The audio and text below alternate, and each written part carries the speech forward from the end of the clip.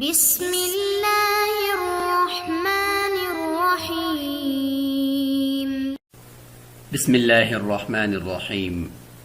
معزز طلباء اکرام، امید کرتا ہوں کہ آپ سب خیر و عافیت سے ہوں گے۔ ہدایہ اول کا سبق نمبر 10 ہے۔ کتاب الطہارات میں فصل فی نواقض الوضوء، یعنی وضو کو توڑنے والی اشیاء کا بیان چل رہا ہے۔ اس میں اس سبق کے اندر ہم بات کرتے ہیں قے، جس کو ہم الٹی بھی کہتے ہیں۔ قے جو آتی ہے اس کی کچھ اقسام ہیں اور ان اقسام کا پھر حکم ہے، تو اس لیے ہر قسم اور اس کا حکم وہ اس سبق کے اندر ہم جاننے کی کوشش کریں گے۔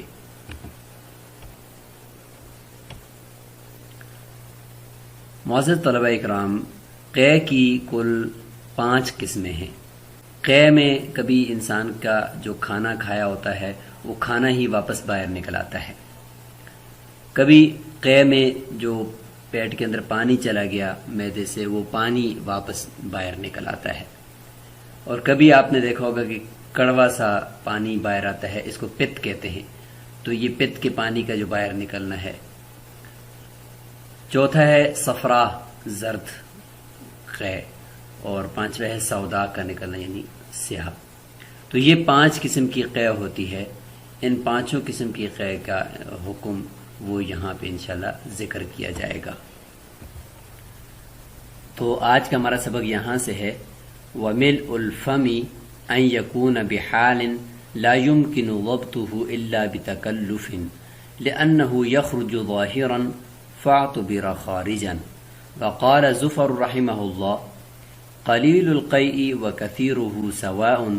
وكذا لا يشترط السيلان اعتبارا بالمخرج المعتاد، والإطلاق قوله عليه السلام القلس حدث، ولنا قوله عليه السلام ليس في القطرة والقطرتين من الدم وضوء إلا أن يكون سائلا، وقول علي رضي الله تعالى عنه حين عد الأحداث جملة أو دسعة تملأ الفم، وإذا تعارضت الأخبار يحمل ما رواه الشافعي رحمه الله على القليل وما رواه زفر رحمه الله على الكثير، والفرق بين المسلكين ما قدمناه، ولو قاء متفرقا بحيث لو جمع يملأ الفم، فعند أبي يوسف رحمه الله يعتبر اتحاد المجلس، وعند محمد رحمه الله يعتبر اتحاد السبب وهو الغثيان۔ تو اس پوری عبارت کے اندر جو آپ کے سامنے پڑی گئی، اس کا پہلے مختصر ہم ترجمہ کرتے ہیں، اس کے بعد اس کے مطلب کو ذکر کرتے ہیں۔ یہاں سے ویسے امام شافعی رحمہ اللہ قے کی جو پہلی 3 قسمیں، یعنی پت یا کھانے کا واپس نکل جانا، یا پانی کا نکل جانا، یا سودا یا صفرا کا نکل جانا، یہ جو اقسام ہیں ان کا ذکر فرمائیں گے اور اس کا حکم۔ اس کے بعد جو بلغم وغیرہ ہوتا ہے انسان کے منہ سے نکل آتا ہے، اس بلغم کا ذکر بھی ہوگا۔ پھر قے کے اندر خون وغیرہ کا نکل جانا، وہ بھی انشاءاللہ اس کا بھی ذکر کیا جائے گا۔ وَمِلْءُ الْفَمِ، خون یعنی منہ سے جو منہ بھر کر قے کا نکلنا ہے، ہم نے جس کا ذکر کیا ہے کہ منہ بھر کر قے ہوگی تو تب جا کر وَبِمِلْءِ الْفَمِ فِي الْقَيْء، تب جا کر وضو ٹوٹے گا۔ تو ملء الفم کسے کہیں گے؟ فرماتے ہیں کہ وَمِلْءُ الْفَمِ أَن يَكُونَ بِحَالٍ، منہ بھر کر قے کرنے کا مطلب یہ ہے کہ وہ قے اس حالت میں ہو کہ لا يمكن ضبطه، جس کو منہ کے اندر ضبط کرنا اور روکنا ممکن نہ ہو الا بتکلف، مگر تکلیف کے ساتھ اور مشکل کے ساتھ۔ لأنه يخرج ظاہرا، اس لیے کہ غالب گمان یہ ہے کہ ظاہر یہی ہے کہ یہ باہر نکلی جائے گی، کہ یعنی اتنی بھرا ہوا ہے منہ، تو فاعتبر خارجا، لہٰذا اس کو خارج ہی شمار کیا جائے گا، گویا کہ یہ خارج ہو چکی ہے اپنے مخرج سے۔ وقال زفر رحمہ اللہ، امام زفر رحمہ اللہ فرماتے ہیں قلیل القیء وکثیرہ سواء، تھوڑی یا زیادہ دونوں طرح کی قے برابر ہے، وضو اس سے ٹوٹ جائے گا۔ وقضا، اور اسی طریقے سے لا یشترط السیلان اعتبارا بالمخرج المعتاد، اسی طریقے سے جو قے ہے یعنی خون ہے جو دوسری نکلنے کا خون ہے، یعنی دوسری جسم کے کسی حصے سے، یا قے ہے، تو اس میں دونوں میں سیلان کے اعتبار وہ نہیں کرتے، مطلقاً بس خون یا پیپ کہیں جسم کے حصے سے ظاہر ہوگی اسی کے ساتھ ہی وہ فرماتے ہیں کہ وضو ٹوٹ جائے گا، اعتباراً قیاس کرتے ہوئے بالمخرج المعتاد،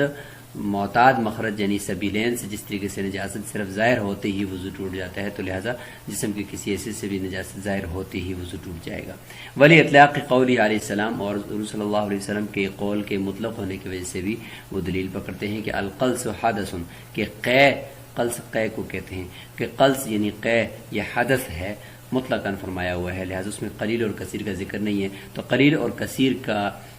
کی دلیل جو ہے وہ یہ ہے کہ القلس حدث، کہ مطلقاً فرمایا کہ جو ہے وہ حدث ہے، وضو اس سے ٹوٹ جاتا ہے۔ ولنا احناف فرماتے ہیں قولہ علیہ السلام لیس فی القطرۃ والقطرتین، یعنی ایک قطرے یا دو قطرے من الدم خون کے، اس سے وضو نہیں ہے، مطلب یہ کہ اس سے مراد یہ ہے کہ وہ خون جو بہنے والا نہیں ہے اس سے وضو نہیں ٹوٹتا، الا یکون سائلا، الا یہ کہ وہ بہنے والا ہو۔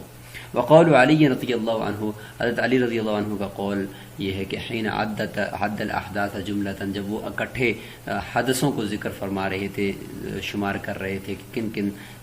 امور سے وضو ٹوٹ جاتا ہے، ان احداث کا ذکر فرما رہے تھے، تو ان میں ایک ذکر فرمانے لگے او دسعۃ تملأ الفم، یہ کہ ایسی قے، دسعۃ قے کو کہتے ہیں، ایسی قے جو منہ بھر کر ہو۔ اب یہاں پہ دیکھیں منہ بھر کر ذکر آ گیا، تو وَإِذَا تَعَارَضَتِ الْأَخْبَارُ، جب اخبار یعنی خبریں آپس میں متعارض ہوگی احادیث، تو یحمل ما رواہ الشافعی رحمہ اللہ علی القلیل، جو امام شافعی رحمہ اللہ نے روایت کی ہے کہ قاء فلم یتوضا، اس کو محمول کریں گے قلیل پر کہ وہ قلیل ہوگی اس لیے وضو نہیں فرمایا۔ وما رواہ ظفر رحمہ اللہ، امام ظفر رحمہ اللہ نے جو ابھی ذکر کیے پیچھے کہ القلس حدث مطلقاً ہے، اس کو ہم محمول کر دیں گے علی الکثیر، کثیر پر۔ والفرق بین المسلکین، مسلکین ما قدمناہ، اور دونوں کے درمیان جو فرق ہے، یعنی مسلک کا مطلب دونوں سبیلین، سبیلین اور غیر سبیلین جو دو مسلک ہیں نجاست کے نکلنے کے، سبیلین ایک مسلک آ گیا گوئے کے نکلنے کا نجاست کے اور راستہ، اور غیر سبیلین ایک پورے مجموعے کو آپ دوسرا شمار کر لیں، ان دونوں کے درمیان جو فرق ہے وہ پیچھے ہم نے بیان کر دیا ہے۔ تو اس پوری عبارت کے اندر جو ابھی آپ کے سامنے ترجمہ کی گئی، اس کے اندر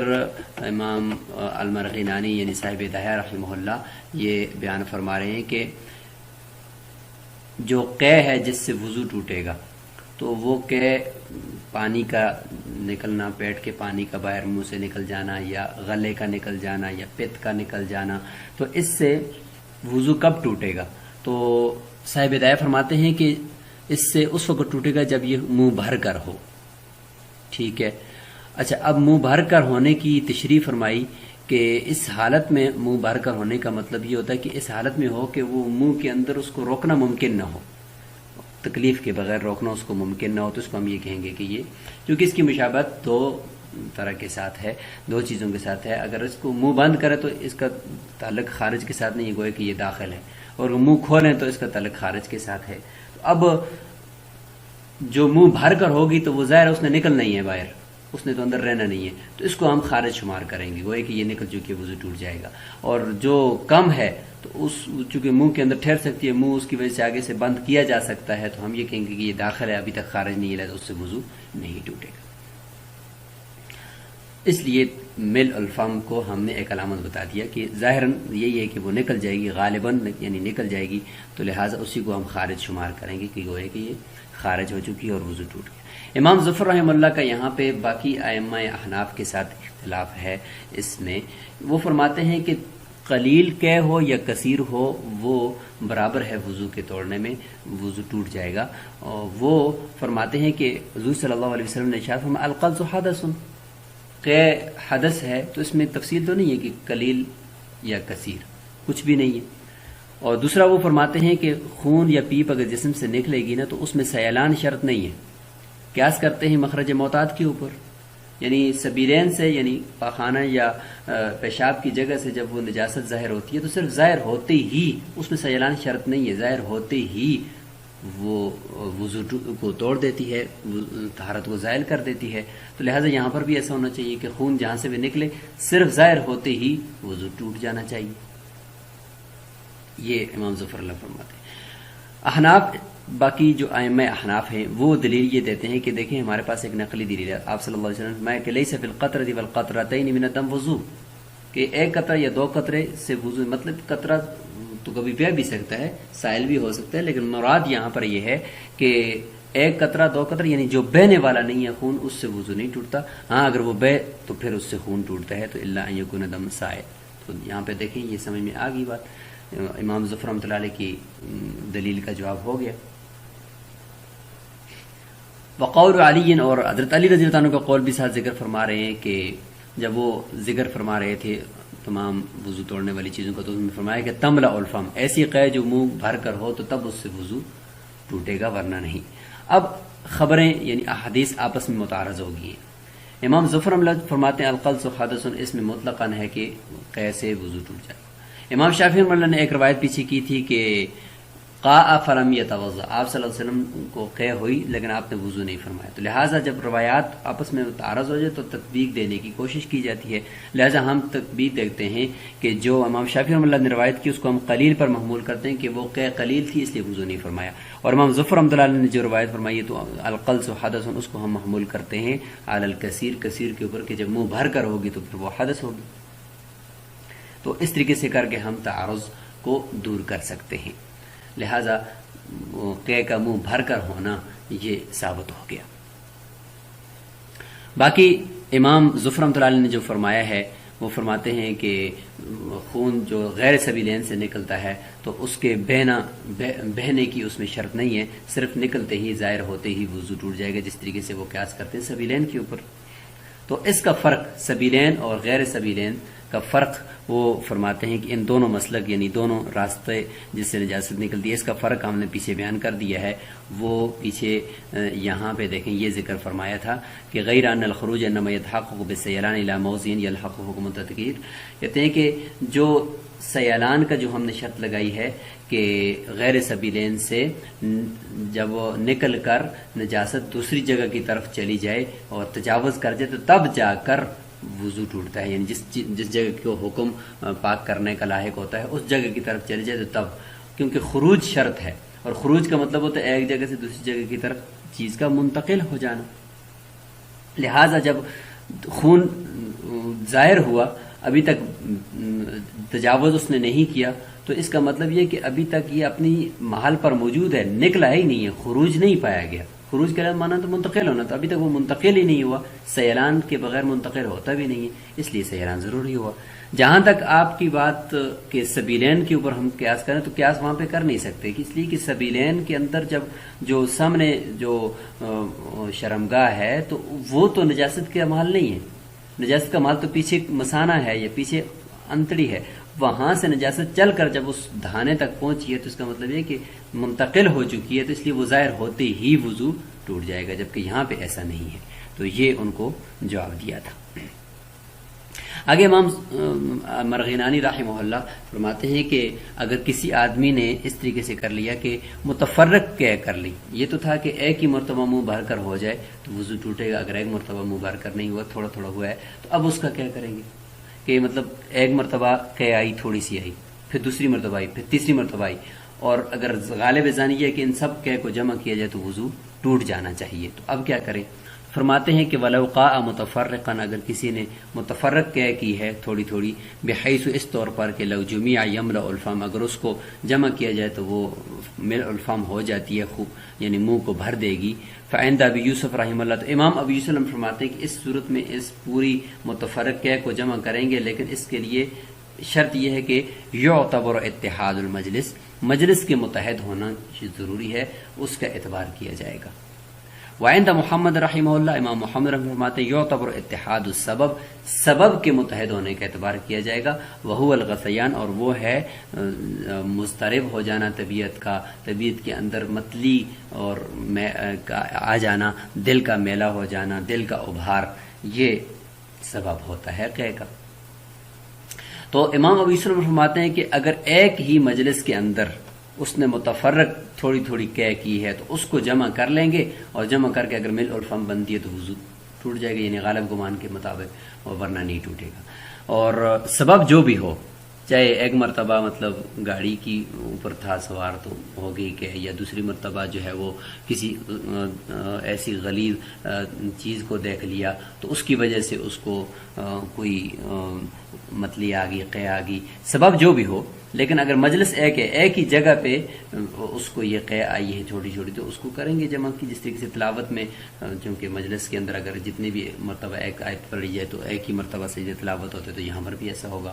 امام محمد رحمہ اللہ فرماتے ہیں نہیں، سبب کو دیکھو، مجلس جتنی بھی ہو، ایک مرتبہ کہ ایک جگہ پہ آئی، دوسری مرتبہ دوسری جگہ پہ آئی، تیسری مرتبہ تیسری جگہ پہ آئی، لیکن سبب ایک ہے، وہ کیا ہے؟ دل کا کسی چیز کی وجہ سے میلا ہو جانا، سفر کی وجہ سے یا کسی اور چیز کی وجہ۔ اب وہی دل میلا ہی تھا، وہی دل کے اندر ایک اضطراب کی کیفیت ہی تھی کہ اسی دوران ایک قے ہوئی، پھر اسی دوران دوسری ہوئی، پھر اسی دوران، تو سبب اگر ایک ہے اور اسی سبب سے ایک متعدد مرتبہ قے ہوئی ہے تو اس کو جمع کریں گے اور پھر اس کے مجموعے کا غالب گمان کر کے وضو کے تو ٹوٹنے کا حکم لگائیں گے، ورنہ نہیں لگائیں گے۔ اگر ایک مرتبہ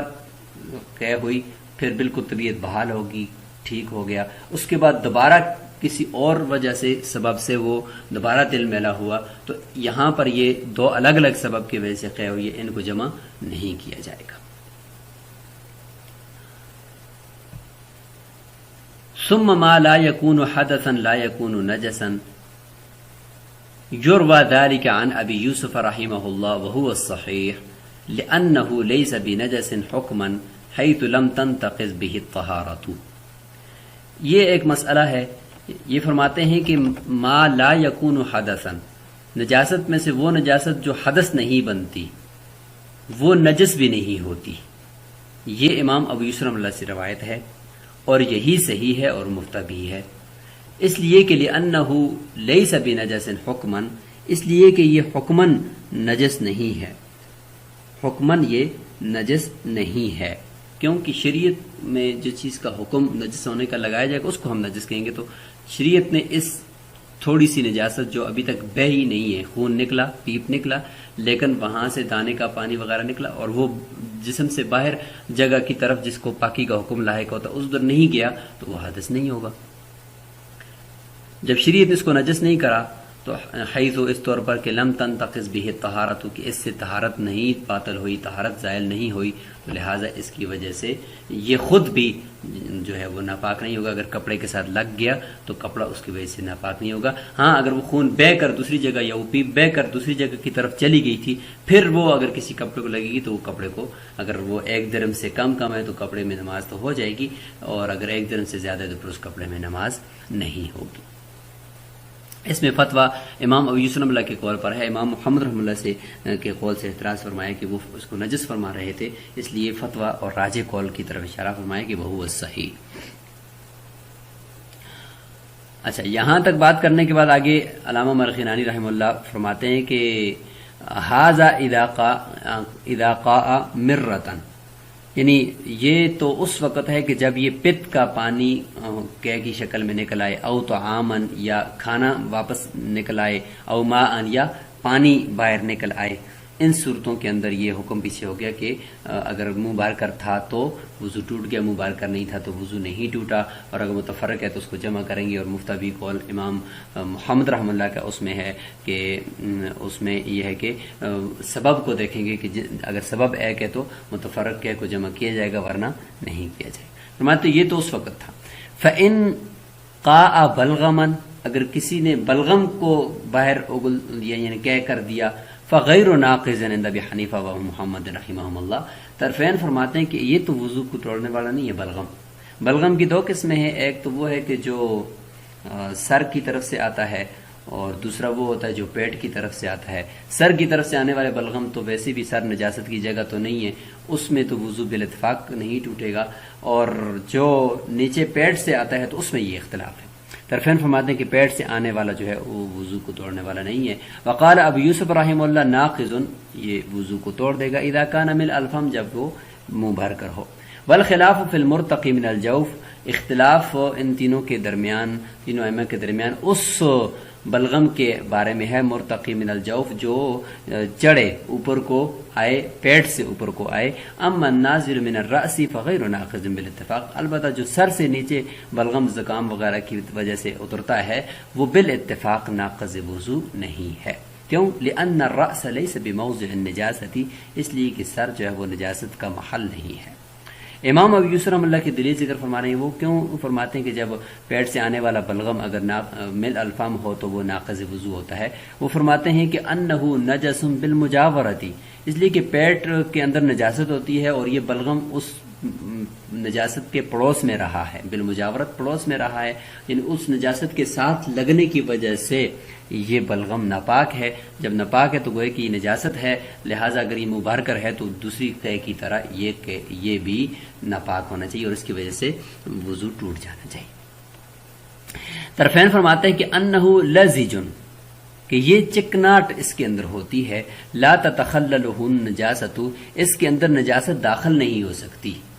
یعنی بلغم کے اندر نجاست داخل نہیں ہو سکتی، یہ چکنا ہوتا ہے۔ وما یتصل بہ، اور جو نجاست اس کے اوپر لگی ہوئی ہوتی ہے مجاورت کی وجہ سے، قلیل، وہ تو تھوڑی ہوتی ہے، مل الفم تو ہوتی نہیں ہے۔ والقلیل فی القی غیر ناقض، اور دوسری بات تو بالکل واضح ہے کہ قے کے اندر جو قلیل ہوتی ہے وہ ناقض وضو نہیں ہوتی، لہذا طرفین کا قول ثابت ہوا، وہ یہ ہے کہ اگرچہ منہ بھر کر بھی ہو پیٹ کا بلغم، اس سے بھی وضو نہیں ٹوٹے گا اگر وہ بلغم ہے۔ وجہ اس کی یہ بتا دی کہ وہ چونکہ پیٹ سے آیا ہے اور پیٹ کے اندر نجاست تو ہے، ٹھیک ہے، یہ نجاست کے ساتھ مجاور بھی تھا، لیکن یہ چکنا اتنا ہے ہوتا ہے کہ اس کے اندر نجاست داخل نہیں ہوتی، تو اور اس اوپر سے جو لگی ہوتی ہے وہ ہوتی قلیل ہے، لہذا اس کی وجہ سے وضو نہیں ٹوٹے گا، اور یہی راجح اور مفتدی قول ہے طرفین کا۔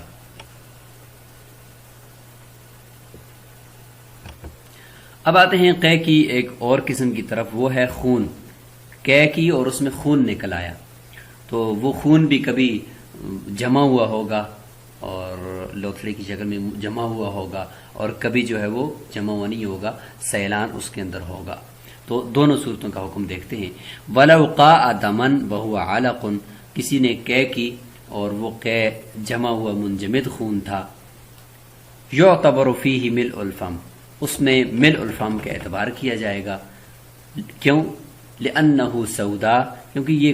سیاہ خون ہے، سودا ہے، محترقۃ، جلا ہوا ہے۔ سودا کا جو ہم نے ذکر کی تھی نا، وہی خون ہوتا ہے جو جلا ہوا ہے اگر جمع ہوا ہے تو۔ وَإِنْ كَانَ مَائِعًا، اگر وہ مائع ہے اور لیکوڈ شکل میں بہہ رہا ہے، فَكَذَلِكَ عند محمد، امام محمد بن کے نزدیک پھر بھی یہی حکم ہے کہ اس کے مل الفم ہونے کا اعتبار کیا جائے گا۔ کیوں؟ اعتباراً بسائر انواعہ، قے کی ساری اقسام کے اوپر اعتبار کرتے ہوئے یہ بھی ایک قے ہے، تو لہٰذا اس صورت میں بھی مل الفام کا اعتبار کیا جائے گا۔ طرفین شیخین فرماتے ہیں انسال بقوت نفسہ، اگر وہ خود بخود اپنی قوت سے ہی بہ پڑا، ایسا لیکوڈ شکل میں ہے، تو ینتقض یا ینتقض الوضوء، وضو اس سے ینتقض الوضوء یعنی وضو اس سے ٹوٹ جائے گا، وَإِنْ كَانَ قَلِيلًا، اگرچہ وہ تھوڑا ہی کیوں نہ ہو، مل الفام نہ بھی ہو۔ لأن المعدة ليست بمحل الدم، اس لیے کہ جو معدہ ہوتا ہے انسان کا وہ خون کا محل تو نہیں ہے، لہٰذا جب یہ خون نکلا ہے اور خود بہ بھی رہا ہے تو اس سے ہمیں پتہ چلا کہ فیکون من قرحة فی الجوف، کہ یہ پیٹ کے اندر کسی دانے کی وجہ سے یا کسی پھوڑے یا زخم کی وجہ سے اس سے نکل کر باہر آ رہا ہے۔ ظاہر زخم کی وجہ سے اگر خون نکلے جیسے جسم کے کسی حصے سے نکلتا ہے تو اس میں سیلان کی شرط ہوتی ہے کہ بہہ جائے اور ایسی جگہ کی طرف چلی جائے جس کو تطہیر کا حکم لاحق ہوتا ہے، تو تب جا کر وضو ٹوٹتا ہے، ورنہ نہیں ٹوٹتا۔ تو یہاں پر بھی یہی ہوگا۔ ولو نزل من الرأس الى ما لان من الانف، اگر وہ خون سر کی طرف سے آ رہا ہے اور سر کی طرف سے نکسیر کی شکل میں ناک کے راستے سے آیا ہے، الى ما، اس جگہ تک آیا ہے، لانا جو نرم ہوتی ہے من الانفی، ناک میں، یعنی ناک کی جو نرم ہڈی ہے بالکل نیچے، اس ہڈی تک وہ پہنچ گیا ہے، تو نقض الوضوء، وضو کو توڑ دے گا، بالاتفاق، بالاتفاق۔ لِوُصُولِهِ إِلَى مَوْضِعٍ، وجہ وہی ہے کہ جو ہمارا قاعدہ ہے کہ وہ ایسی جگہ تک پہنچ گیا ہے یلحقہ حکم تطہیر، جس کو تطہیر کا حکم لائق ہوتا ہے، یعنی غسل کے اندر بھی پانی ناک تک پہنچانا ہوتا ہے، تو جہاں تک پانی ناک تک پہنچانا ہے وہاں تک وہ نیچے آ گیا ہے تو لہٰذا وضو ٹوٹ جائے گا۔ فَيَتَحَقَّقُ الْخُرُوجُ، تو یہاں تک پہنچنے کا مراد یہ ہے کہ خروج پایا گیا، گویا کہ وہ باہر نکل آیا، کیونکہ ناک کا یہ نرم ہڈی جو اندر ہوتی ہے بالکل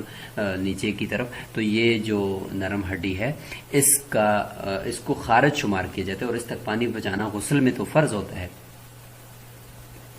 تو یہاں پر اگر آپ دیکھیں معزز طلبہ کرام، تو خون کی قے کے بارے میں حکم ذکر کیا جا رہا ہے کہ خون کی قے کی دو قسمیں ہیں، ایک تو جمع ہوا خون، ایک دوسرا لیکوڈ شکل میں بہنے کی صلاحیت والا خون۔ جمع ہوا ہے تو اس کے اندر ظاہر ہے کہ یا وہ سر سے آ رہا ہے یا یہ کہ وہ پیٹ سے آ رہا ہے۔ اگر سر سے آ رہا ہے تو اس کے اندر تو وضو نہیں ٹوٹے گا، جمع ہوا ہے، اور اگر وہ پیٹ سے آ رہا ہے تو اس میں امام محمد فرماتے ہیں کہ مل الفم کا ہم اعتبار کریں گے، چونکہ یہ جلا ہوا ہی خون ہی ہے، لیکن جلا ہوا سودا بنا ہوا ہے، تو لہٰذا اس میں بھی دوسری قے کی طرح اعتبار کریں گے کس کا، کہ جب تک منہ بھر کر ہوگا تو تب جا کر وضو ٹوٹے گا، ورنہ نہیں ٹوٹے گا۔ اس میں شیخین فرماتے ہیں کہ اگر وہ خون ایسا ہے، سر سے آنے کا مطلب تو ہم نے ذکر کر دیا کہ سر سے اگر آ رہا ہے اور وہ لیکوڈ شکل میں ہے اور آ کر نیچے نرم ہڈی تک پہنچ گیا تو بالاتفاق وضو کو توڑ دے گا، اور اگر وہ جمع ہوا تو نہیں توڑے گا۔ یہ بات تو یہاں تک کلیئر ہوگی۔ اب آتے ہیں پیٹ کی طرف، تو اس میں اختلاف یہ ہے کہ اگر پیٹ کا جو نکلا ہے وہ اگر جمع ہوا ہے تو اس میں تو بالاتفاق منہ بھر کر ہونا ضروری ہے۔ اگر وہ لیکوڈ شکل میں بہنے کے والا ہے تو اس صورت میں پھر امام ابو محمد رحمہ اللہ اور طرفین کا آپس میں یہ اختلاف ہے۔ امام محمد فرماتے کہ چاہے وہ لیکوڈ شکل میں ہو پھر بھی اس کے مل الفم ہونے کا اعتبار کریں گے دوسری قے کی طرح، لیکن شیخین فرماتے ہیں کہ نہیں، اگر لیکوڈ شکل میں وہ بہنے کے قابل ہے، خود بخود بہہ رہا ہے، تو اس سے وضو ٹوٹ جائے گا اگرچہ وہ مل الفام نہ بھی ہو۔ یہ ہے اصل اختلاف یہاں پر۔ شیخین کی دلیل یہ ہے کہ میدہ جو ہے وہ خون کا محل نہیں ہے، تو جب یہ خون ایسا ہے کہ خود بہہ رہا ہے تو اس کا مطلب یہ کہ یہ کسی زخم کا خون ہے، جو اندر زخم ہے اس سے خون آیا، تو زخم کا خون جو ہوتا ہے وہ اس کے اندر صرف یہ ہے کہ وہ بہہ کر دوسری جگہ کی طرف چلا جائے تو بس اس سے وضو ٹوٹ جاتا ہے نا۔ لہٰذا اس صورت میں یہ قے کے اوپر ہم اس کو محمول نہیں کریں گے، یہ کسی زخم کے خون پر محمول کریں گے، تو جس طرح کہ زخم کا خون کا ہم نے پیچھے ذکر کر دیا تو یہ اس کا بھی وہی حکم ہوگا۔ تو لہٰذا یہاں پر یہ جو راجح قول ہے وہ یہ شیخین کا ہی ہے کہ چونکہ اس صورت میں یہ بہنے والا خون ہے تو اس صورت میں ہم اس کو شمار کریں گے کہ یہ وضو اس سے ٹوٹ جائے گا اگر وہ خود بخود بہ رہا ہے۔ اگر خود بخود نہیں بہ رہا تو پھر بالاتفاق وضو اس سے نہیں ٹوٹے گا، بے شک وہ سر سے آئے یا یہ ہے کہ وہ جمع ہوا وہ بلغم کی شکل میں خون وہ پیٹ سے آئے، اس میں جب تک منہ بھر کر نہیں ہوگا تو وضو نہیں ٹوٹے گا۔ تو یہاں تک یہ بات ہماری مکمل ہو چکی ہے قے سے متعلق۔ تو خلاصہ یہ ہوا کہ قے کی جو 5 قسمیں ہیں ان میں کھانے کا باہر نکلانا، پانی کا یا پت کا نکلانا، تو اس میں ان تینوں صورتوں میں اگر منہ بھر کر ہوگی تو وضو ٹوٹے گا، نہیں ہوگی تو نہیں ٹوٹے گا۔ اگر متفرق طور پر ہے تو سبب کے اعتبار سے اس کو دیکھیں کہ ایک ہی سبب سے متعدد مرتبہ ہوئی ہے، جمع کریں گے اور اس کو غالب گمان کے مطابق اگر مل الفم بنتی ہے تو وضو ٹوٹ جائے گا ورنہ نہیں ٹوٹے گا۔ اور اسی کے ساتھ اگر وہ بلغم کا کیا کرتا ہے تو صحیح قول کے مطابق بلغم چاہے سر سے آئے یا بلغم چاہے پیٹ سے آئے اس سے وضو نہیں ٹوٹتا۔ اور 5ویں قسم تھی سودا، جو جلا ہوا خون، چاہے وہ بلغم کی شکل میں ہو، چاہے وہ لوتھڑے کی اور جمے ہوئے کی شکل میں ہو، تو جمع ہوا چاہے وہ سر سے آئے یا پیٹ سے آئے اس سے وضو نہیں ٹوٹے گا اس وقت تک جب وہ منہ بھر کر نہ ہو۔ اور اگر وہ لیکوڈ شکل میں ہے، بہنے والا ہے، تو پھر اگر سر کی طرف سے آ رہا ہے تو پھر ناک کی نرم ہڈی تک پہنچے گا تو وضو ٹوٹ جائے گا۔ اور اگر پیٹ سے آ رہا ہے تو اس میں راجح قول کے مطابق یہ ہے کہ اگر وہ بہنے کی صلاحیت اس کے اندر ہے، خالص خون ہے اور بہنے کی صلاحیت اس کے اندر ہے، تو وہ اگر تھوڑا سا بھی ہوگا تو اس سے بھی وضو ٹوٹ جائے گا کہ پتہ چلے گا کہ یہ زخم کا ہے۔ السلام علیکم ورحمۃ اللہ وبرکاتہ۔